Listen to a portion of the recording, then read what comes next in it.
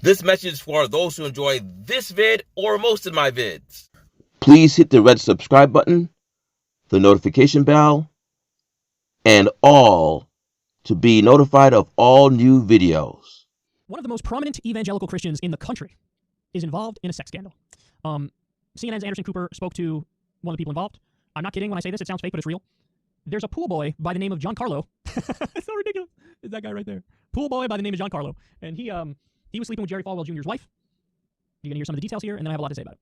Just before we went on air today, I spoke with the man at the center of a scandal involving one of the most important evangelical leaders in the country. Giancarlo Granda is his name. He was a pool attendant in a Miami hotel when he met Jerry Falwell Jr. and his wife Becky. Some of their relationship remains in dispute, but both sides agree that Granda had a sexual relationship with Becky Falwell. Granda has said that Jerry Falwell would watch them. Both Falwells deny that. They say Granda was trying to extort money from them. Granda denies that. Our discussion involved both sets of allegations as well as how he first met the Falwells.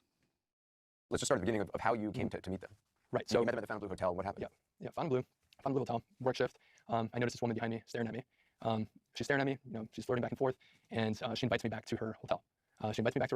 But before she invites me back to the hotel, she's like, hey, by the way, my husband, he likes to watch. He likes to watch, and immediately I pulled back, and I thought it was a little bit odd.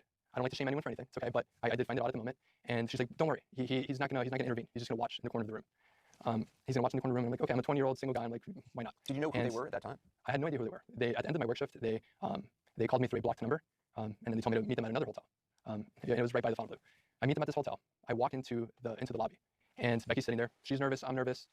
She offers me whiskey to calm down, to relax, and then shortly after we go to the room. You're 20 years old. I was 20 years old, the age of a Liberty University student. Right, that's really important to remember. Go up, and Jerry's laying down, and there's two beds. He's laying down on one of the beds, and he's noticeably drunk and giggling. And then again, I'm a little bit worried, right? I'm like, what am I getting myself into? And then I said, hey, at any point, if you get jealous or upset, just let me know and I'll walk out of here, no problem. You said that to Jerry Falwell? I said that to Jerry Falwell. He's like, no, but just go for it. Right? He encouraged me. He's like, just go for it. Did you get the sense that they had done this before? I mean, did it seem new to either of them? In hindsight, look now, as a 29-year-old man, I can see how they're very methodical in targeting me. It's very clear now, after years have gone by, they told me that I was perfect. And I was exactly what they were looking for, is what they would tell me. Perfect, why?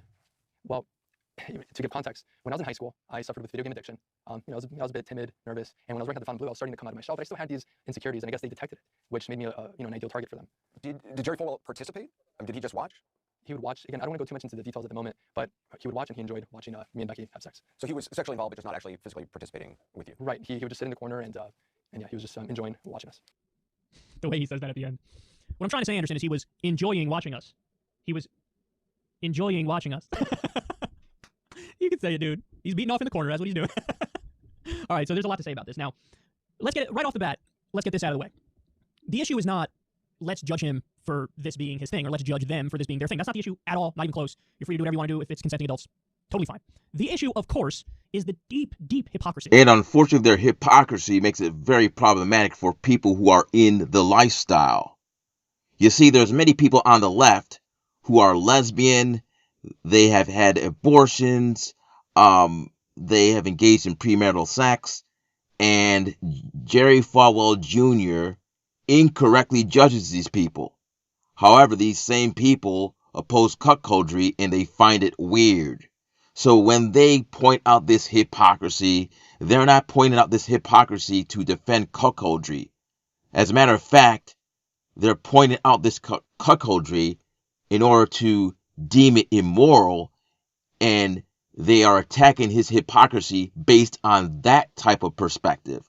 Unfortunately, it does nothing for the people who want to come out having this alternative lifestyle. If you enjoyed this video and support progressives like the Young Turks, Secular Talk, David Pac-Man, Vosh, please visit the Debunk the Right channel, where there are over 75 videos which debunk right-wing nonsense from the likes of Officer Tatum, Ben Shapiro, Candace Owens, and the loudmouth of Crowder, Steven Crowder.